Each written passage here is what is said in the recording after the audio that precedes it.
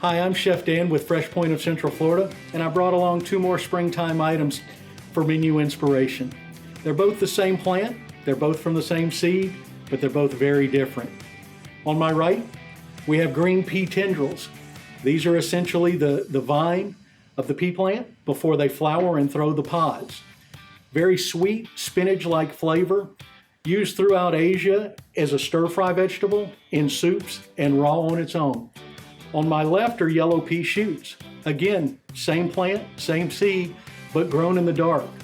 Reason for the appearance difference? The lack of sunlight inhibits chlorophyll formation, and the long, slender growth of the shoots indicate that they're stretching, looking for the light. I'm Chef Dan, and fresh things come from FreshPoint.